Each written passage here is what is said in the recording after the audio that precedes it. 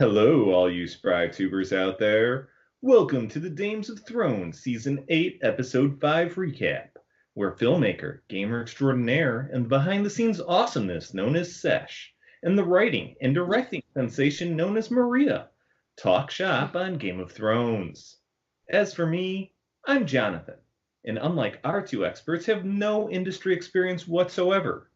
In other words, I'm much like Rhaegal the Dragon, in that, much to everyone's chagrin, we each survived last episode despite having large chunks bitten out of us, cratering to Earth, and then being torn to shreds in front of our loyal viewers, all to somehow miraculously return this episode so we can get shot up mercilessly and plummet into the dark depths while choking on our own blood. Jeez. Who writes these? And now, to your Dames of Thrones, Sesh and Maria. Woo! Woo! Woo! All right, welcome to the show. Let's begin. Oh boy. Can we do a commentary section on your openings? Because, yeah. Mm-hmm. Yep. I've got deep-seated problems. Yeah, so that was an episode, and those things happened, back to back. They did. Yep. A lot of people are angry about it, but we'll get into what we liked and hated about the show. Yeah, clearly, I'm finding out I am not a normal Game of Thrones fan.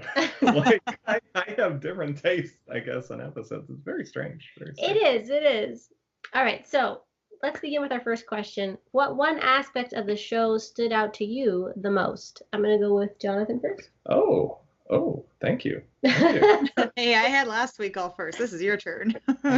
You know? All right. Well, I should probably say something other than the cinematography, as I think I said that last episode. But my gosh, some of those shots were just absolutely gorgeous. I think the shot of the smoke rising from the funeral pyres in front of Winterfell was possibly one of the most beautiful in the entire series. That said, in terms of main aspects of the show, I think it's simply that Jon doesn't know how to lead a battle plan accordingly. True. Daenerys doesn't know diplomacy or battle planning. And Sansa knows nothing in general. So needless to say, the Northern House of Cards is, well, crashing down on itself. Yeah. So for me, I shouldn't say shocked by the lack of planning and foresight, but really, I mean, I guess they think because they magically win that they'll just magically win every time without having to think through anything. Like they knew that they had a scorpion. They knew they had things ready to kill their dragons, and they didn't plan any of that. Like, well, I'm just gonna fly really low so I could get murdered. Like, I just didn't get that. Anyway, Seth. Why plan when you lose 75% of your troops every time you go? Hey, has Jon ever needed to plan anything? All right. I mean, what's really standing out to me, I think, especially in like these seasons, is how so many of the characters, like, we know them so well, but it feels like the writers don't. Like, there was a lot of, I feel like, a lack of humanity in a lot of the scenes. Like, there were actually a lot of really good scenes I did like in this episode a lot, but there were quite a bit that were just kind of lacking in some ways that I think at this point we'd really expect better, and there to be a little bit more of, like, more humanization and heart to them.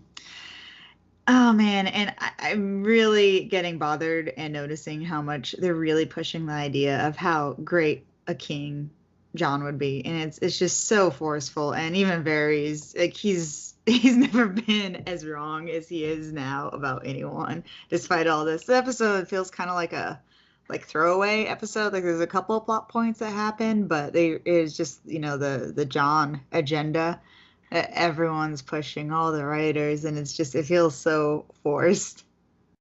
Stockholm syndrome. The writers have Stockholm with Jon. Like, he really just is our favorite, and so we're just gonna do all this.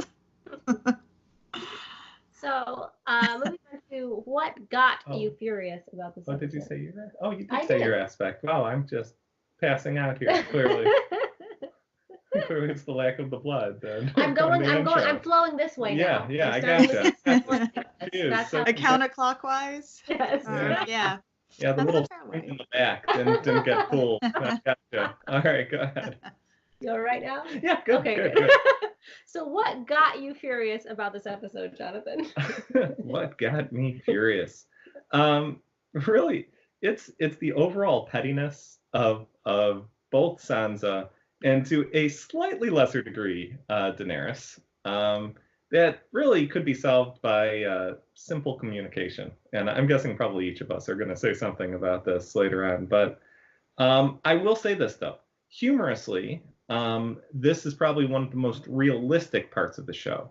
As real-world petty squabbles between royals were actually quite commonplace and primarily caused by the sides being unwilling to even talk to one another or show a modicum of pleasantries to them.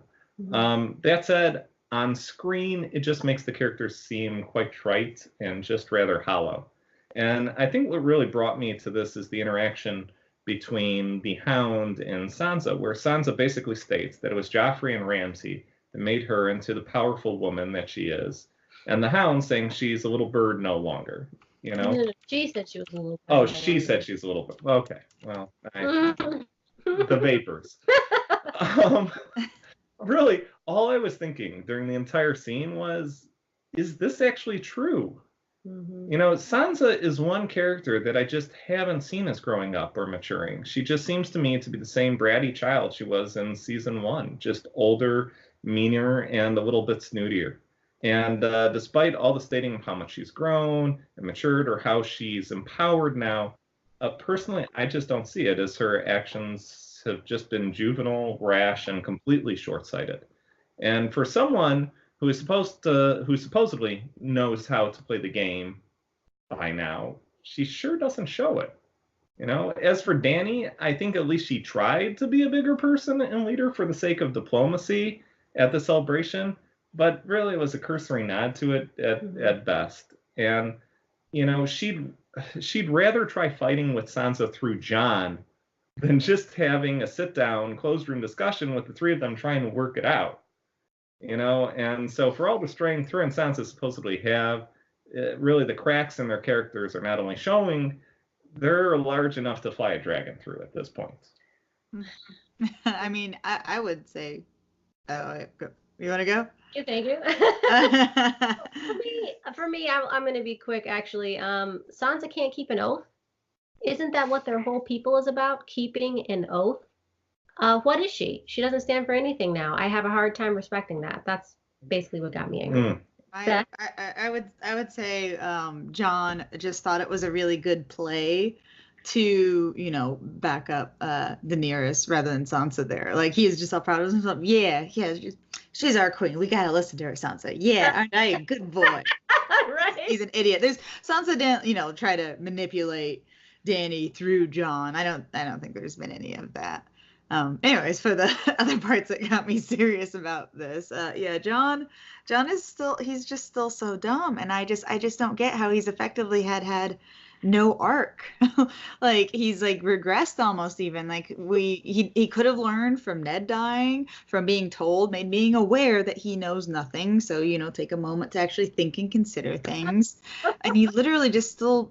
He couldn't read a room. He didn't learn from that. He literally got him killed. And it's just, there's just been nothing. He just does the worst possible plays. And like, he hasn't gotten any better. I just don't think he's going to be smart at all going forward. Like, I'm actually positive he won't be. And I mean, I'm disappointed that Dany was disagreeable with Sansa just for the sake of being disagreeable, when like this was the first time, and this is like so many episodes. That was the only suggestion anyone has had that was a good suggestion, was from Sansa. It's like, hey, let's let them recover.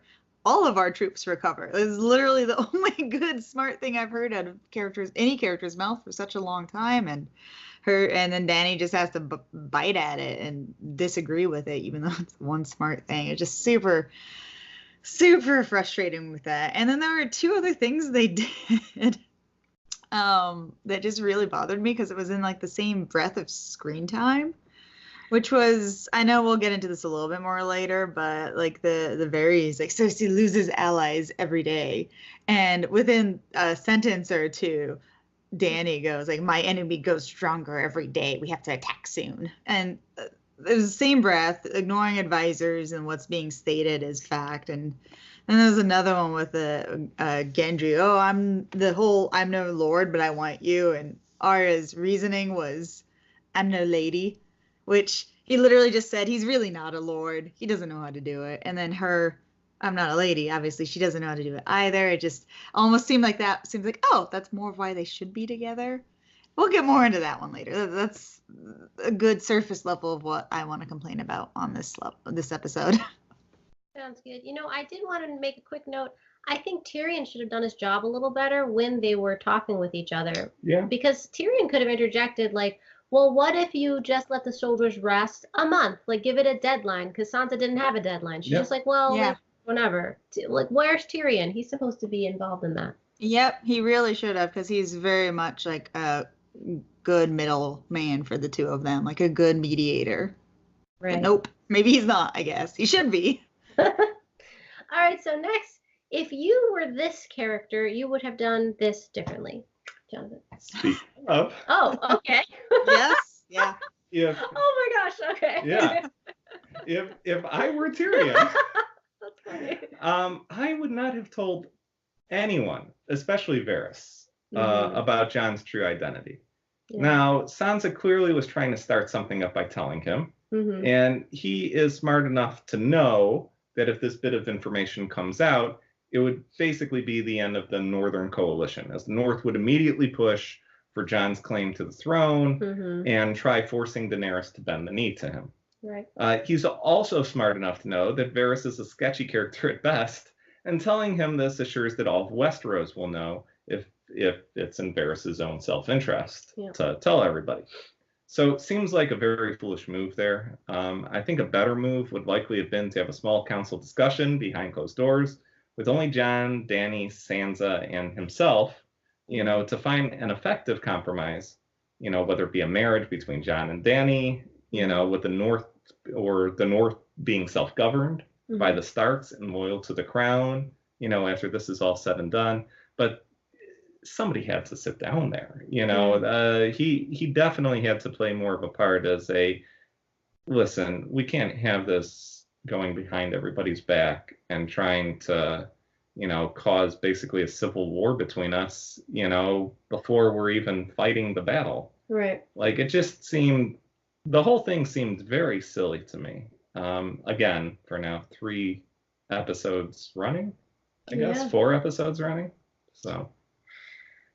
For me, if I were Dany, I would have taken a step back to plot long and hard about how to attack Cersei. She's heard a lot about her. She's been through a lot of bad situations. She's lost a lot of her soldiers to her already. I would have made sure my dragons were kept out of harm's way because I've lost one already. At least seek out counsel from someone that knows how to do battle. Someone. I mean, nobody seemed to know. Tyrion didn't know. Jon didn't know. Nobody knew. Like, oh, we'll just go over there and we'll be there and that'll be good. We just won't feed anybody and we'll win. Like that. Yeah, there's no planning. Zero planning? What? So. Eustache. So I'd say like any communication at all, like there is like a whole lot that needs to go on, but like Dany and Sansa could get along, obviously, like if the drama wasn't so forced, like, and it'd actually be really fun to see them like get along and then have this little wedge between them. Like that would have been great. Tyrion had his moments where he did okay. I don't think telling Varys was as bad, but I think actually remembering it, they had the conversation about questioning Dany earlier before he got the Targaryen reveal too, right? Then it's extra dumb. I think there was that, but yeah, like that's just not so good. And then like there's no battle plan, and it's just a bunch of literal masterclass superb assassins all heading to King's Landing without any coordination. Nobody's coordinating. They're all going there for their own selfish reasons, but it's the same thing that everyone wants, is Cersei to be dead. everyone's on the same path, going to the same place, literally for same reason, same objective, and nobody's coordinating. Like, why are they not carpooling? Like, it blows my mind. Like, they're just how none of them are talking about any of this, and the plans are just awful, and we're just seeing all this like forced drama instead of the actual planning or reveals about some of the other things we've been like. We get the little mini conversation about the Lord of Light, like, oh, he didn't send us off with a prayer and anything, now he's just gone, now what does he want? Yeah, that is what the audience is asking, and they're probably just going to end it with that, and we're not going to get a real answer. So I don't know, there's a lot more planning and plotting I wish that the characters were doing amongst themselves, and just to actually coordinate, because they really do have all the same goals, like for quite a bit, than this one little thing. But most of the characters don't even know about Jon's, real heritage. So most of them aren't even fighting. Like, it's just super frustrating. Yeah. Well, I mean, it's a clear lack of leadership. I mean, that's what it is. I mean, you look at how Ned ruled the North. You look at how Robb ruled it when he was the young wolf, where he would have everybody behind him. He made key mistakes as well, but at least he had a plan, That's true. Gosh, I even thought of such a good plan too. Like, they had like Cersei's, and they're aware, even while they were talking about it in the war room, Cersei's using everyone, the citizens, as like a human shield. They should have sent in these spies, these masterclass assassins, to get in there, to cause discord and doubt within those communities, and have them realize and be afraid that if they stay, they will die. Like, the queen can't protect you from a dragon, even with those spears. Let's get the hell out of here. Nope. Just leave them there. Don't bother with them. Like, just so let her get the word with the citizens and actually use them. Like, they could cause so many more problems with her. And like, if they got rid of the people of King's Landing, like trying to hide there, they'd have like almost nothing in their way from their armies. Like, they'd totally sack the place.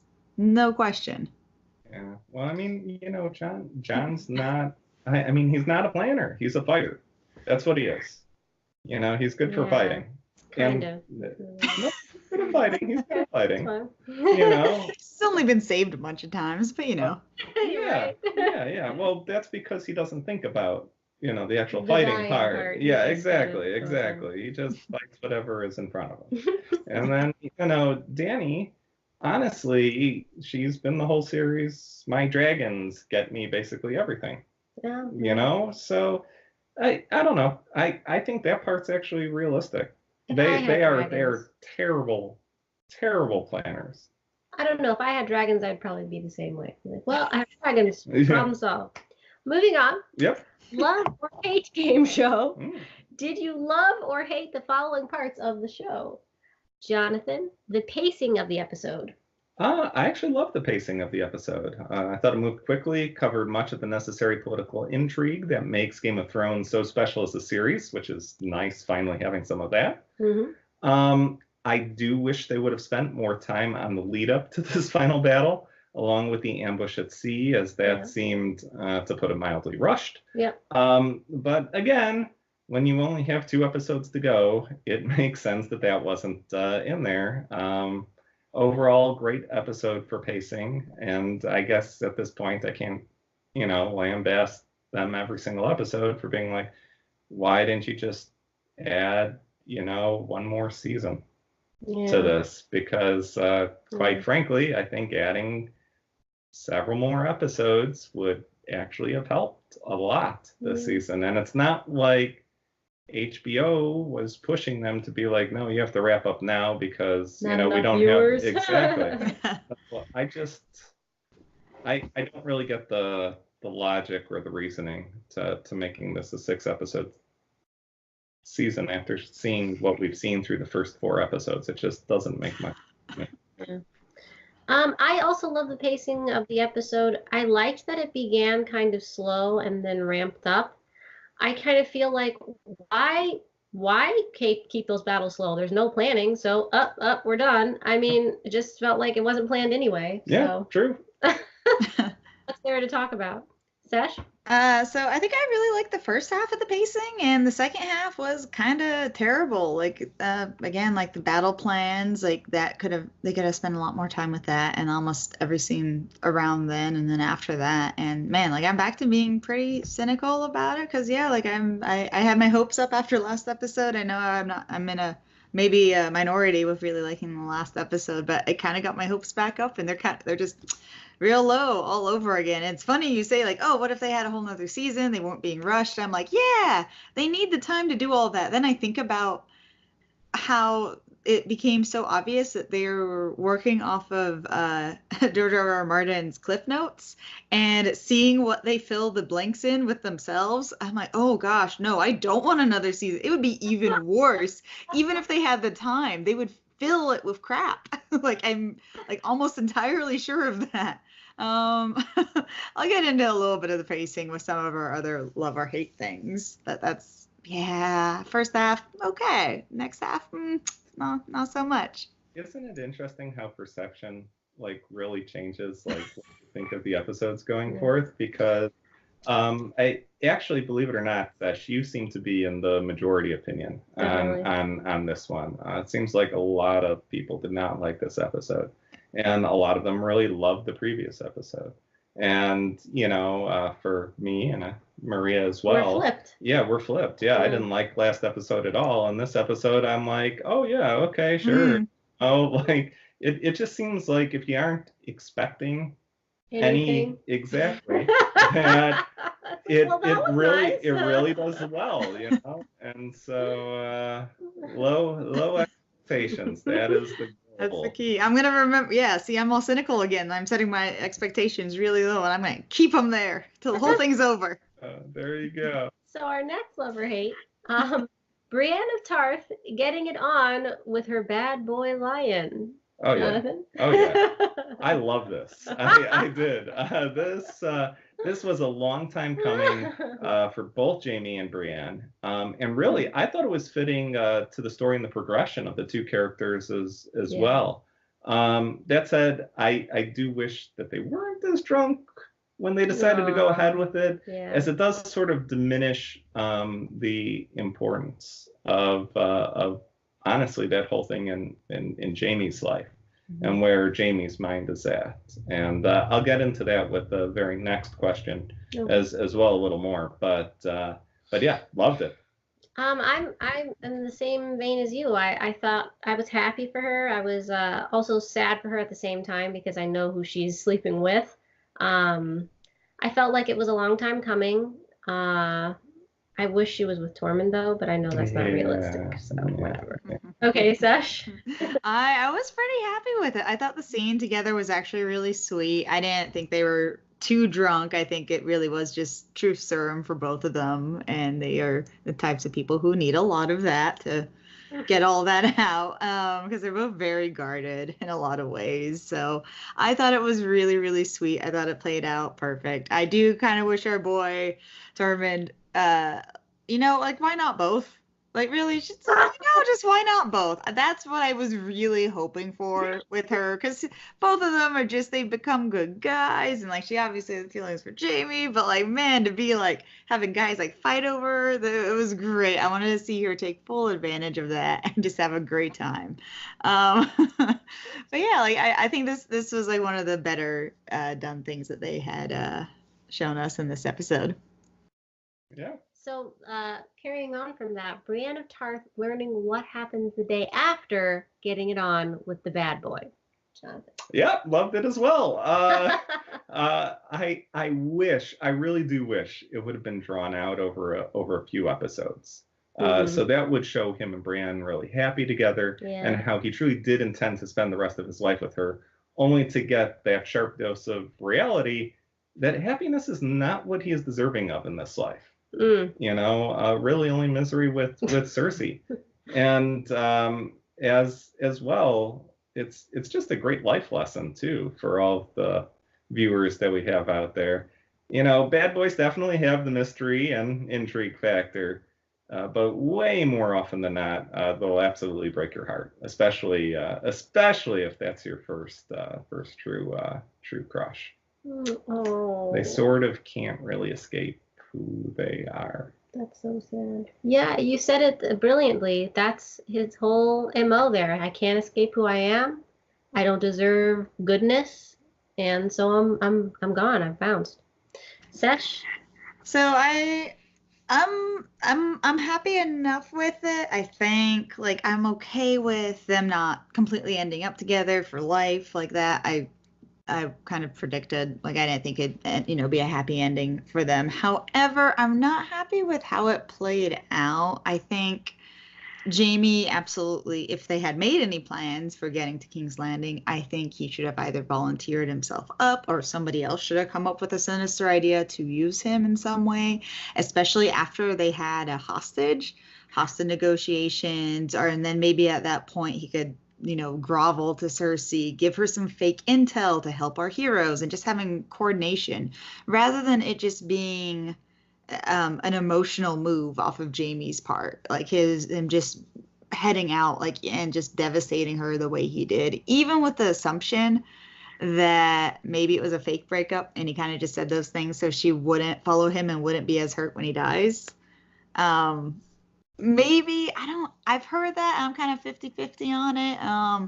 I think he might have been real with it, but I also think we kind of want to believe that he's not good.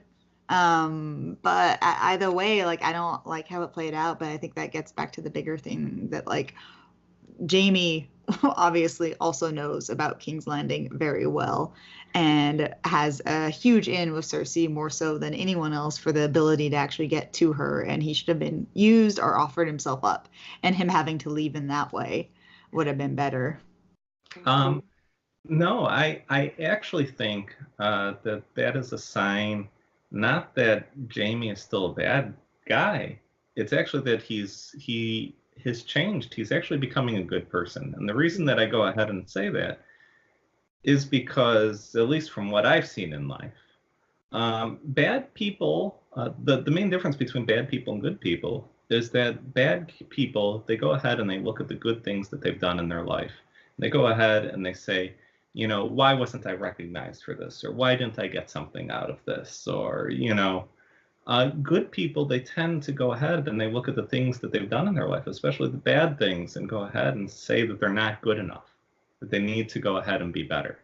And I think Jamie going ahead and saying these things, especially to Brienne, it wasn't to hurt her. It wasn't to say, I'm really a bad guy. Mm-hmm. It was him really hurting about the choices that he made, and for what, for what reason. And that as a character, he's looking at himself and being like, here I am. I'm in a wonderful situation. Like, I should be happy. This person loves me for who I am, and I love her. But I can't be that person because I'm not deserving enough of it. I think he's just really, honestly, at this point, like, extremely depressed. You can see that on his face. You can, Yeah. It might be that he has to leave her. I don't know. We'll see. So our next question: Arya's jilting of Gendry for one last ride with the Hound. Jonathan? Is there a rating higher than Love It for this? Because yes. Oh, I have been wanting this for so long. So long. Oh my gosh. Hells yeah, Arya's going on one last ride with the Hound. And I am so glad that the writers didn't leave it where they did a couple of episodes ago, where Beric Dondarrion, just basically interrupted them. And that was annoying. I'm like, if they end the relationship on that, I swear.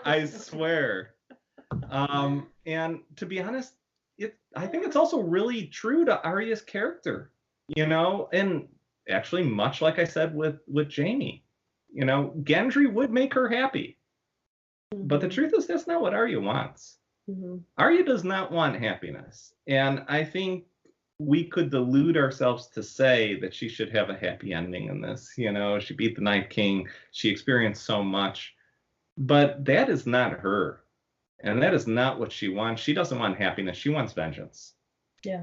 Like, that's why she took the path she did. That's why she's where she is, and that's why she's doing what she's doing. She wants to kill people. And you know, I love Arya for it. And the Hound. So pumped.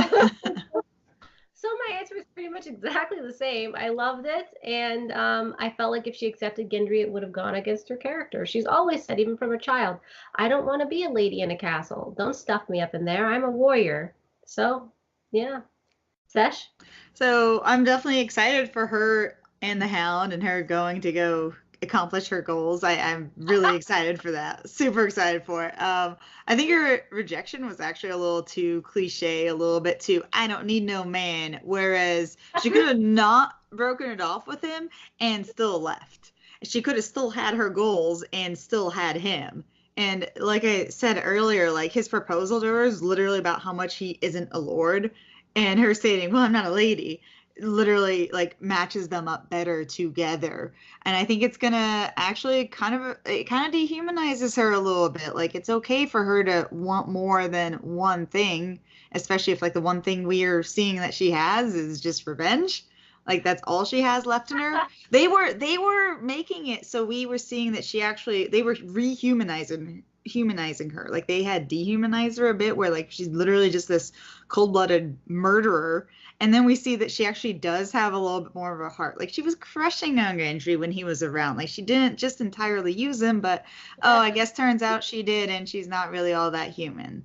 Like it was a little. I really feel like they could have had both, and they went with kind of the easy cliche out because they didn't. They're just like, oh yeah, that'll work. But we could have had more to it, like more layers. Like I think she's probably gonna die now, and I'm like less sad about that because who cares? She's not really a Stark anymore. She's not fighting for the family. She doesn't have a guy she's trying to fight back home. I mean, I'm happy that she's going for her goals. Absolutely. I think that was important, but I'm a little disappointed they've regressed her human progress a little bit when she could have had it all. Well, I think the whole reason why she did turn him down like that is because she knows she's not going to survive. Like she's going on a kamikaze mission to get Cersei, and she knows she's not coming back. Because she says it to the Hound, like, I'm also going on a one-way mission. Yeah. Sure. Yeah. Like, she mentions it to him, but, I mean, that's, we've seen her, she obviously, like, she wants to live, right? So she doesn't want to live anymore. Like, we saw her, like, super scared in the last episode, and I think that was actually really kind of nice to see because she's been so cold and not human for most of the scenes we've seen her in for a while now. So I actually would have liked her caring to come back, even if she doesn't really expect her to. That's a good point. If she's successful, she does survive and kill Cersei, she might end up back with Gendry. Nope. Maybe she'll be the Lord and he'll be the lady. That's right. She'll be fine. That's right. That's right. I mean, yeah. Oh, they could have just had that. It would have been so good. He can make her weapons whenever she wants. They're so good together. Oh, okay. Maybe she just didn't feel the chemistry after they had their night. That's true. She didn't look too happy out. I'm just saying. Yeah. I'm just saying. She turned off her humanity switch is what she did. All right, so our next question. Jonathan, Sansa playing the always private game of I know a secret with Tyrion. Oh, yes. How private. Don't tell anybody else. Always is. That's seriously. So I'd say that I absolutely hated it because it's just so short-sighted and quite frankly idiotic to bring up before the big battle against your true nemesis in Cersei, where, if you lose, you die. Yeah. And, starting an open rebellion between your own barely aligned and already heavily beleaguered and short-staffed troops is, that's always a sign of the most successful armies.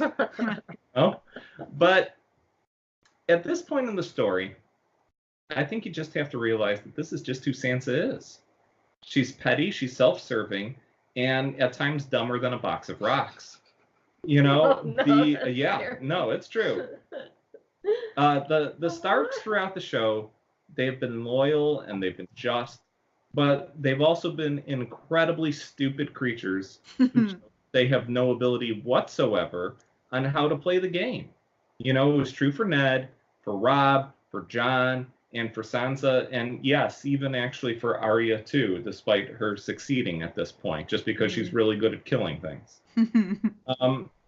And to say that Sansa might be the most dangerously foolish of all of them is a scary thought. But I think it's the case, if only because she thinks she's smart, when she just keeps making the same silly and pedantic decisions time and time and time again. Like all of her other Starks, they at least had their ego in check for the most part. You know, they would make mistakes and they'd actually think about them. You know, she's like, no, I'm the smartest there ever is. And it's like, no, you're making terrible decisions. So I'm actually going to go with Lovett.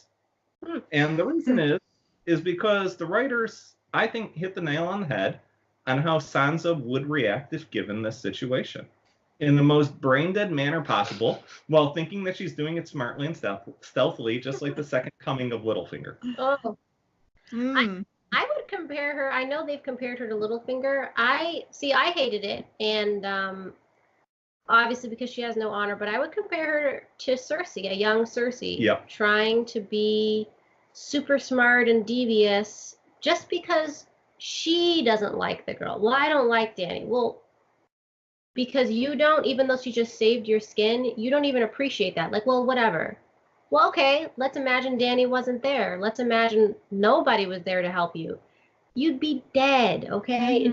She didn't even thank the Hound for trying to save her dumb self from all of those horrible things that happened to her. She's just like, darn it, because she can't even say I made a mistake. That's really, I'm so upset with her. Yeah. And now think also, what if when Dany came to Winterfell, she actually just wasn't nice, but pretended to be nice to her? Like, actually pretended to be nice. That's been frustrating me the whole time. Like, where's the game that you were playing? What? Exactly. Yeah, she can say whatever she wants behind closed doors to Arya or whatever. Sure. But just pretending to be nice. And if she just pretended to be nice, and when she said, hey, you know, Daenerys, you know, the troops here really took a beating. Your troops really took a beating. Like, I know that we need to get on the gas and kill Cersei, but we need to recover. Like, we are not going to win this battle, even with 2 dragons. Seriously, though? Seriously? Cersei was better at pretending to be nice. She was. Like, I will say this. Where Cersei thought of herself as a young Tywin. She looked at her dad and it's like, I want to be like Dad. I want him to love me, you know, and I can be smart as him. I can be as good as him. And she has the more vindictive side, but not, you know, bigger really picture. Exactly that Tywin has. So she's like Tywin minus an important part of Tywin.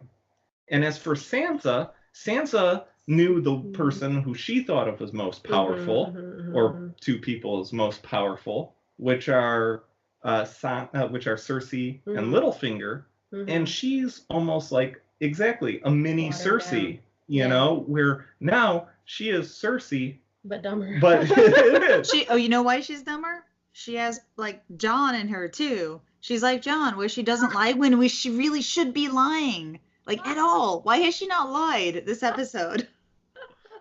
Like, it's really a trait like he has. So yeah, like I actually assumed Tyrion knew about Jon, because in the second episode him and Bran had like a private conversation, and I kind of assumed that they had talked about that. Like, I'm so hoping to get some kind of reveal on what they actually talked about, because I assumed it had to be a very good conversation. But yeah, I mean, obviously she would prefer Jon on the throne, because, you know, you got to make the girls cat fight in these things for some reason. Even though she should also know Jon is so not suited for the throne, like he is. terrible, and she knows it. Like, she does too. I don't think she thinks he's the leader at all. Like, her and him having like a little bit of conflict than we saw in the earlier season, not the earlier seasons, but just previous seasons, was that made a lot of sense to me, and I thought that was really good. Because yeah, he had very bad ideas, and she was kind of getting better ideas at that time. That's gone out the window.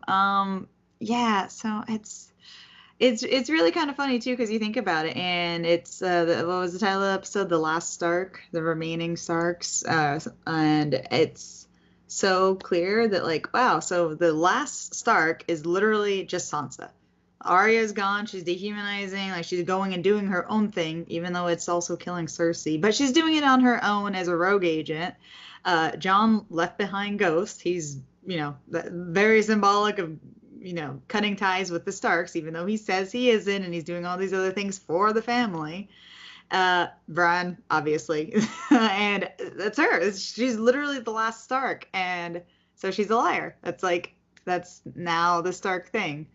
And she's lying specifically to family, thinking it's helping them. So it's kind of disappointing. I wish we saw a little more of the conversation, or got a hint that maybe Tyrion did know about it, like through talking with Bran, or I don't know, just a little bit more wisdom could have been implemented here.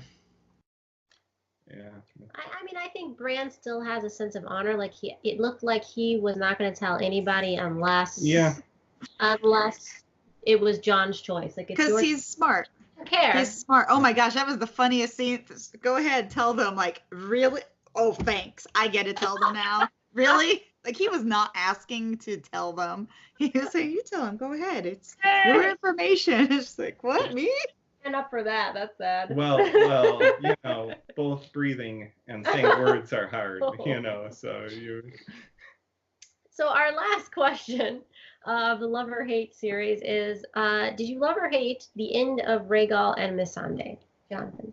I did love it. Rhaegal's death, it actually definitely seemed due, as quite frankly, just like in the intro, I'm still unsure how he survived the prior episode after getting large chunks taken out of him and cratering in a mass of zombies in in the big battle of Winterfell. So getting sniped by a scorpion, seemed like the easiest way to show King's Landing's power. So overall, necessary death, I'd say. Missandei was a bit shocking to me. I figured Grey Worm would die before her, but this makes it incredibly personal to Daenerys, as that was her closest advisor, and her closest friend. And if Daenerys makes it to the fight in the next episode, which is at this point a big if, she's going to erupt with the wrath of about 1,000 Drogons. So I'm looking forward to that. I don't know if Mother of Dragons can just like burst into flames and just like light everybody on fire, but she might be going Dark Phoenix here. I also thought it made sense. I didn't necessarily love it, but I was vibing with it. I'm like, yeah, so it made sense. There had to have been these deaths, especially because their battle plan was so bad. There had to have been some kind of repercussion for that. Like, there had to have been deaths. They planned that. So, yeah. I mean, I'm kind of glad they were punished for having again like another bad battle plan, and like, hey guys, how fast do these ships travel? Has anyone ever asked that? Maybe they should at some point prior to this. I think plot-wise, like, okay, I get it. Yeah, like, I'm fine with it. I think the rest of it and, like, how it was conveyed, the whole thing was just really poorly paced, and it was, like, a huge, like, why for me. Like, the action wasn't good. It was really heavily filled with plot armor. It wasn't well written. It was anticlimactic, starting with the dragon like that. And honestly, like, from Euron's perspective, like, this actually really pulled me out. It was so poorly written. Why not look for other prime targets to take as war prisoners? Did they arrive early and just hide, is what I'm assuming? Why not send soldiers to capture the island and actually take ground? Why did they literally arrive at the same time and not plan on anything else? Why did they not finish the job and go and kill the people that did land on the island? Why did they give up that ground that they had? Like, I was just like, where did he go? Cool. Oh, cool. This whole bit of the last episode is going to be this battle scene for this particular area. And they just got, they started off at a huge disadvantage. Nope. He just left. He just, killed a dragon, destroyed a couple of boats, and they got one prisoner and they left. And that was it. And there's no way that was their plan to get that one prisoner. It's a miracle that she didn't die, like when they were firing at the boats. Like, I was super frustrated with that. That was like one of like the worst scenes I've seen in a very, very long time. I was like, that was bad. And I mean, her being captured too, like there wasn't like set up or payoff for it either. Like, again, she could have been like a prisoner of war. She could have been a bargaining chip of some sort. It could have been like if they didn't kill a dragon and we let her live, we'll make a trade. There could have been so much more that they had done with her and having such an important person to the opposing side. I mean, I'm glad she died strong. She died brave and had like a kick-ass final word. And so one other thing, just like P.S., seriously, what the heck would have stupid Jon Snow done in Dany's shoes in that situation? Like, everyone's pushing for him, really. Like, what if he were Dany right there? And, like, your best friend just goes Dracarys. Yeah, kill them all. Like, what would he have done? He would have charged the gate right there and probably tried to axe it with his little sword all alone and get murdered. Like, I can't believe they are still pushing for him as, like, this leader. Like, any of the characters doing that. Because, like, what would he have done? What should she do right now? She has her advisors advising against, like, total destruction, and she has, like, her best friend murdered right after her other child, her dragon, being killed as well. And what would any of the other characters have done? Like, right now she is pushed in a direction that, like, makes too much sense for it to be unreasonable for her to do. Like, literally, her best friend's dying words, burn them. Like, is she not going to honor her friend? Would you blame her? Like, come on. I thought it was weird that that Cersei didn't kill Tyrion, especially because he knew about the pregnancy. And is Euron going to be asking some questions? That was so funny. He's doing the math in his head. It's like that meme. Like, if I was Cersei, because I've wanted Tyrion's head on a platter already, I would have killed him before he had a chance to speak, honestly. I'm surprised she didn't. Wondering why. I'm feeling more so like that pregnancy was fake than ever. It's like, oh, how dare you attack my motherhood? Oh, yeah, I'm not pregnant. Kill her. Like, I don't know.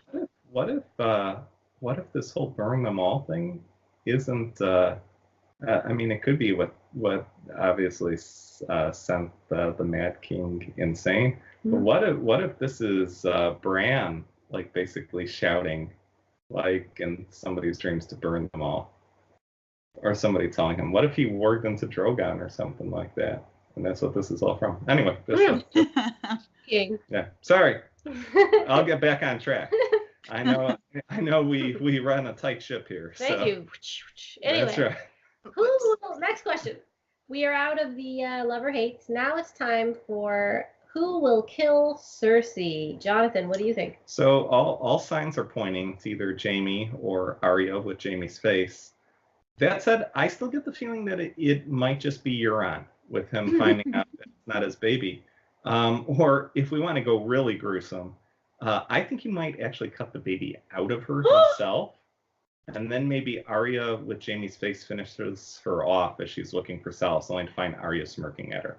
Oh, that's too dark, honey. I don't think these directors have the guts to do something like that. I'd write it like that. It'd be in the book.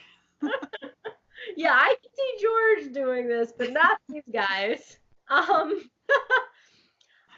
think Jaime's gonna end up killing Cersei. I think not Arya. I do think she's going to play a big role in taking her down, though, but it's going to be Jaime at the end of the day. That's my theory. Sesh? I think I agree. Seeing how Jaime left, I think it's gonna end up being him. There's a 10% chance of Euron. I think I'm already disappointed it's not gonna be Arya with Jaime's face.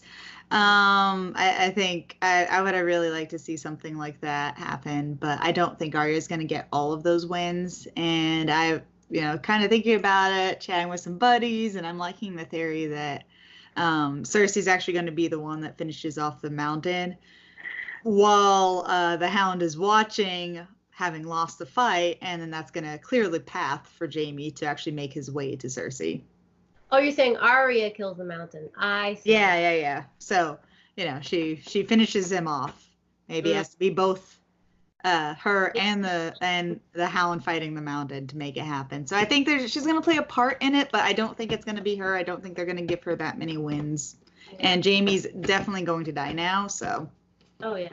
No, that's actually almost what I have going on, where, or at least my guess is that the mountain takes out both Jaime first and the Hound. Ooh. And then Arya finishes him off, takes Jaime's face, and then gets to Cersei. Yeah, that's the only way I see that happening, which is too good for what I've seen with the show writers so far. So now we're going on to who is the next main character to die, Jonathan? That's a tough one, right? Because we almost have an even playing field now. We're almost out of the cheap targets. Will be Dany or Cersei killed by their own people? Varys for mutiny? Grey Worm in battle? I think I'm actually going to still stick with Jaime. I think he dies before the battle starts. And as I just said, my guess is it's at the hands of the mountain. Interesting. For me, I would say Varys. I think Dany may kill him and her balloon of rage that she's building right now, because I think she already can. If she's still remembering their conversation, I think she would kill him at this point. Sesh? I actually think Tyrion might kill him, unfortunately. I think Varys is very likely to die. I think Arya has a likely chance of dying. The Hound, Grey Worm, Jaime. I think we're going to kind of see Bran die. I think there's still going to be a chance for him to work into the remaining dragon, and I think he might do it too long and just become that dragon. But that's probably it. I think that's a good chunk. Basically, everyone who left Winterfell. Good job, Seth. Good job. Cover those bases. So our next question is: who do you think is going to wind up on the throne, Jonathan? Yeah, I'll still go with nobody. And that Westeros is going to move forward without royalty. But truth be told, that's looking like less and less the case every single episode. So I think I'm off on this. It will probably at this point be, well, who knows? They haven't said that Dany's pregnant after them getting together. And now it's been like months. It's been a while, So maybe she's not pregnant. Darn. You know what? I just thought of this. Maybe Arya's pregnant. Ooh! She's not a lady, but she's a pregnant lady. That's unfortunate because she's definitely going to go die now. Wouldn't that be wild if her baby took the throne? That'd be amazing. Yeah. Anyway, I think Jon or Jon's baby, unfortunately. I don't think Jon should take the throne, but I think he will based on this writing. Sesh? He might get confused and stumble onto the throne. Be like, what's this? He'd get stabbed while on it and fall over, die on the throne, something like that. I think I unfortunately don't think she's pregnant now because it is moving at such a fast pace with everything. I still hope that they would do something like that, but I think it's beyond the scope of what they feel like writing. And I think I don't know if it's a red herring, but it almost feels like it's too obvious now that it's going to end up being Jon because now everyone's pushing for it. So I'm kind of frustrated with that. I do sort of hope like nobody would be on it or their child would be on it, and lots of other people just because they'll be better suited for it. But I think the show is really pushing for it, and I think it's lost a lot of its nuance. So I mean, there's the bad sign that his dragon died. So there's a chance he might still die, especially since he was so vital to bringing down the Night King and the fighting that battle, but that's all over now. So he's got, that's what he was brought back to do, I believe, more so than sit on the throne. But, the writers are going to take it where they want to take it with their favorite boy. So unless he dies, but yeah, it's tough. He did say a lot of goodbyes this episode, except for to his best boy, Ghost. For some reason, completely ignored his good boy, the best injured wolf. I'm so sad from that. But I think with the goodbyes, there's a small chance that he'll die. But I think that's going to end all happy with Jon on the throne. Isn't everyone happy with that? Speaking of which, our next question is, would Jon really make for a good king, as everyone is saying? Jonathan? Oh, hell no. Let's be real here. Jon has a really tough time doing anything other than fighting, breathing, and general camaraderie. Okay. Anything that requires even the slightest bit of thought, though, yeah, he's out. A personal bodyguard, the King's Guard, he'd be excellent. Yeah.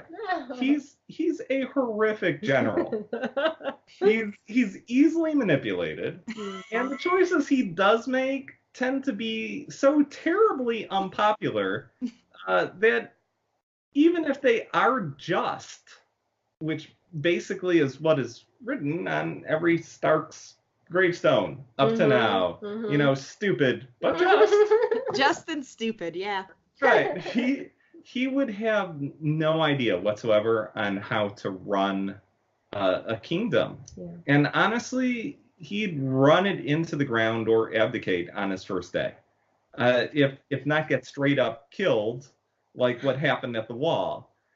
Jon is the type of guy I'd want by my side out in the muck fighting.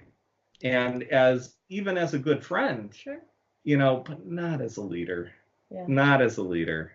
And that is true in the real world as well. There are plenty of good people who just give them even the slightest ounce of power, and they will just screw everything up. Yeah.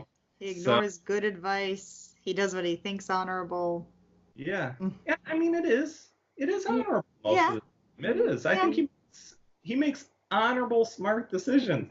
But you need to know who your audience is. Yeah, absolutely. Like it just because it's honorable doesn't mean it's the best decision or the right decision, and it doesn't even mean the other decisions that he could make are not honorable in any way. You just fix the one that's makes him look really bad, even though it's about honor. Yeah. Yeah, I also said no way. Varys said it himself. Dany walks all over him. So wouldn't the rest of the world walk all over him? Yeah. I believe he's worse than the Night King. Because the Night King at least doesn't say anything.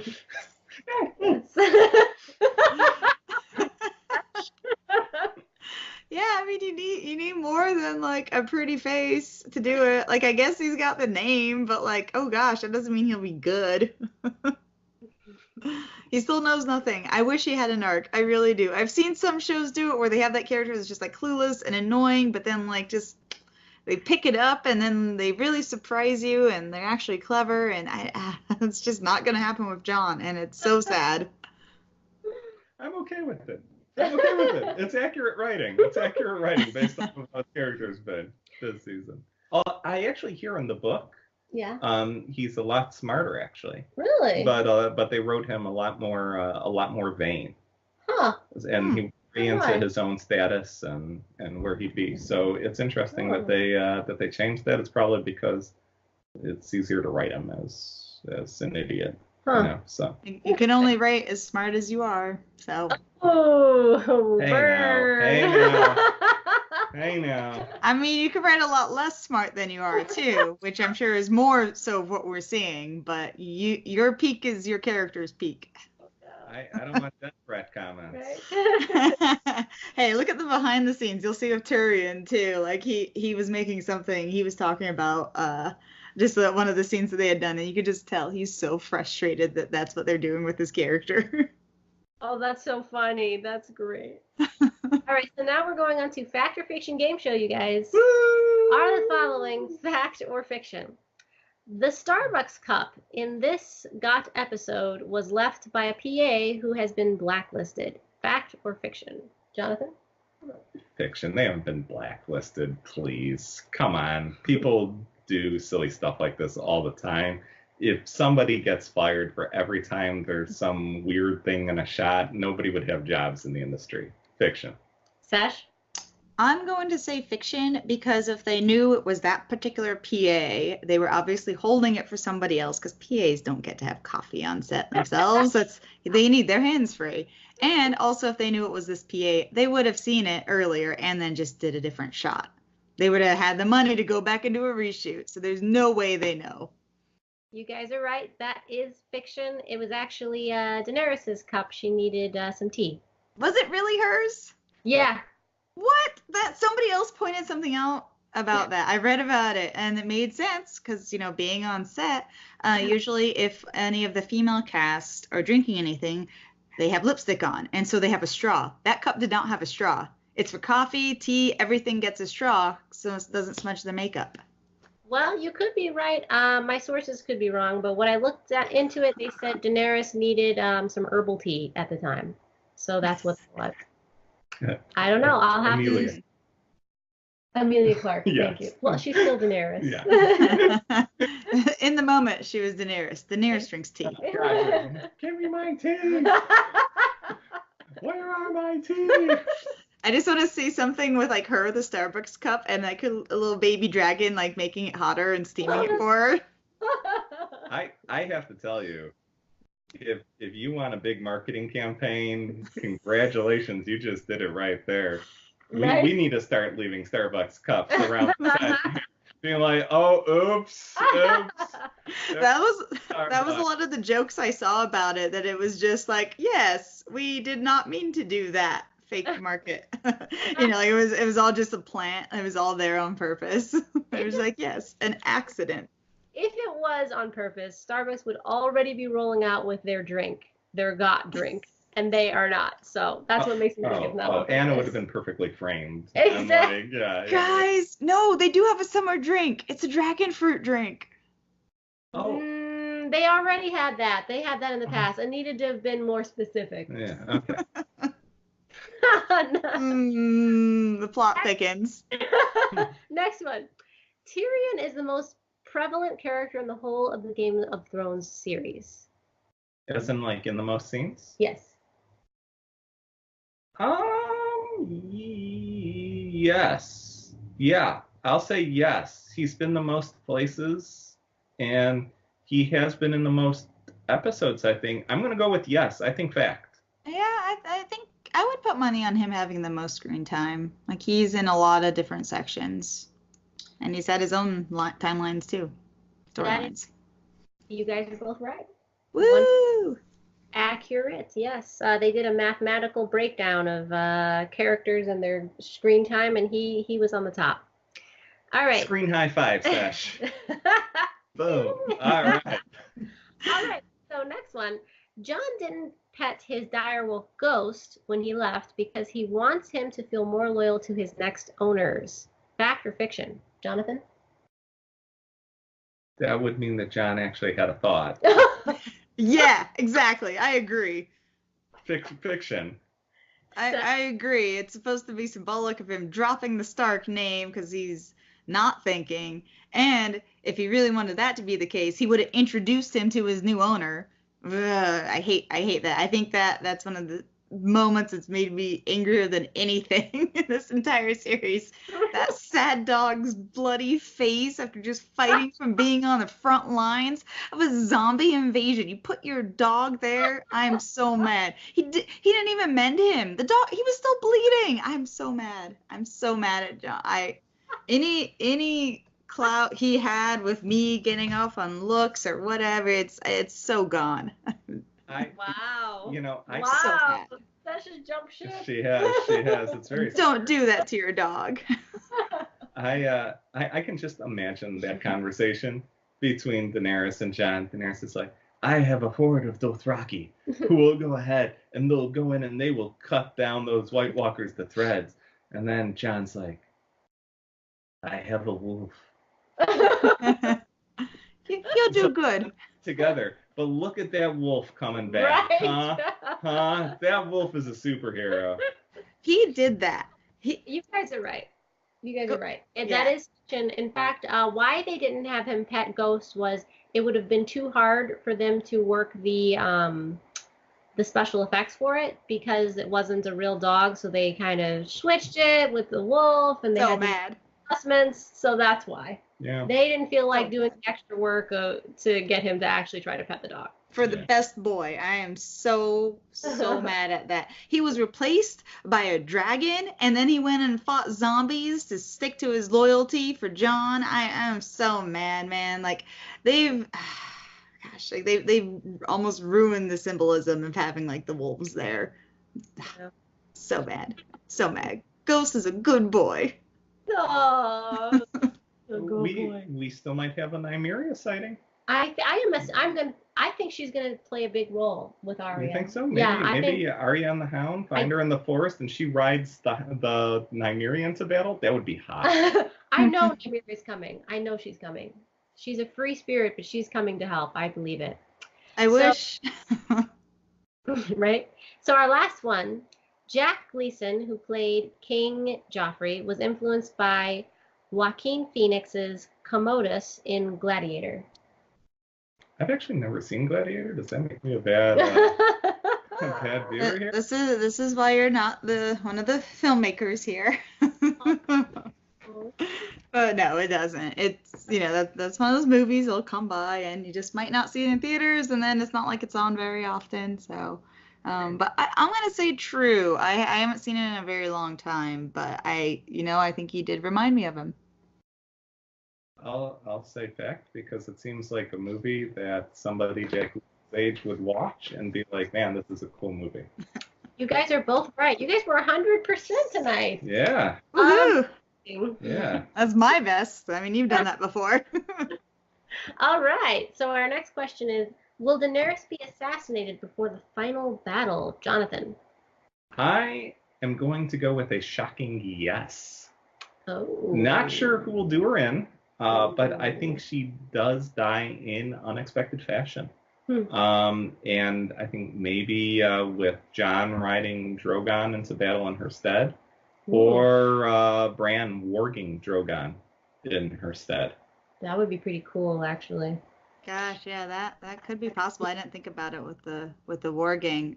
Because I was leaning towards no. I think some of the other people against her, like Varys, would probably get assassinated first, and that she might do something headstrong and a little bit too bold, and the foreshadowing of Tyrion's line in the previous series, like all it takes is a stray arrow to get you, even though you can walk through fire. So I kind of think something like that might happen, but having the dragon that could be controlled by Bran might happen. Yeah, I mean, I don't believe she's going to be assassinated before the final battle. I just don't see the writers taking it that way. I don't think they're going to be that bold, honestly. All right, so our next question, will Cersei be assassinated before the final battle? I actually think she will as well. Wow. Okay. By this time, as I said, by the hand of Euron, and possibly finished off by Arya, which will make things interesting because I still see the fight coming. I just go ahead and see almost like a finishing it off with a what are they even fighting for? Interesting. I don't think she'll be assassinated before the battle, but maybe during or after. I think she'll get hers. Sash? Yeah, I think I agree that it's probably going to be sometime within the battle, maybe mid-battle, because I think they're really paving the way for there to be a lot of conflict between the whole Danny John thing, and they're probably going to make room for that. I think she'll probably be assassinated rather than burned, even though, man, it'd be satisfying to give that to Danny. All right, so our final question of the night. Overall feelings and grade for this episode. Jonathan? Personally, as I said, I like this episode a lot. I thought it tied up some necessary loose ends. It moved the plot along, and it set the stage for the big battle, which are all the things it needed to do. But most of all, I think it played into the shallow drives of each of the main characters.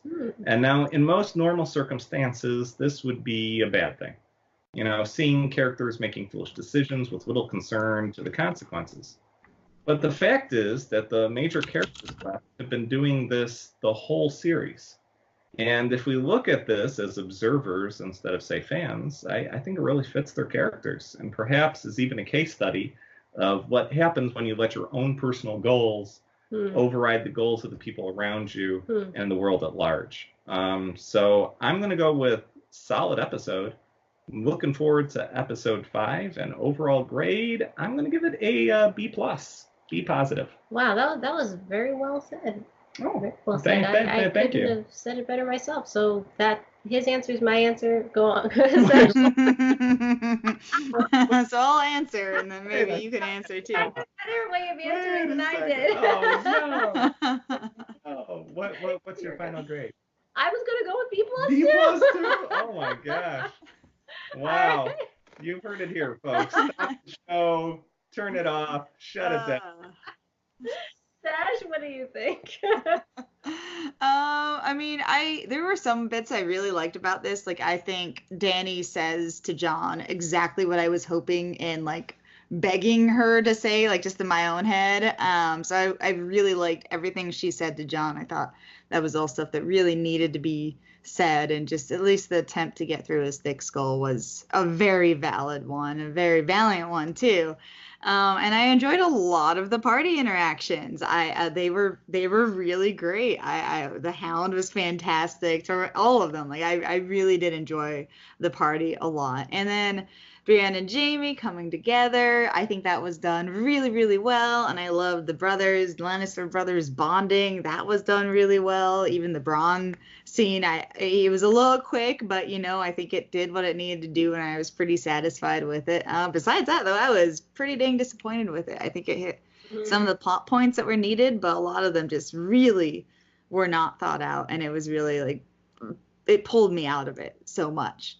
Go take the island you're on. What are you doing? Kill the survivors. What are you doing? Like just stuff like little things like that. And just to keep you on your toes, make you think, I'm just gonna say it was a 2.5. What? Nope, just take it. It's a 2.5. Ouch. Oh, not a 10, but a something. Give rating. It was half. It was half real good, half real bad. Oh man, I tell you, working with people in the industry, it's tough. It's tough, viewers. It's really tough. I told you, I'm back to being cynical about it. Like, we're not gonna enjoy the rest of it. I've been memeing about how like all the other people are starting to realize they're not gonna be satisfied with the ending either. Yeah. Oh boy. Well, on that note, see, we should have switched up. We should have had her go first this time, just like we did last time. We screwed up, viewers. We could say something positive. We ended on a positive note in some way. I don't know what. Well, on that note, thank you all, Spry viewers, for your devoted attention to our little show here. We really appreciate all the support that you've given us. Please share, like, subscribe. Definitely keeps us motivated to produce more and to send it out there. And if you hated every moment of this, then share, like, and subscribe twice, because that is what real angry people do.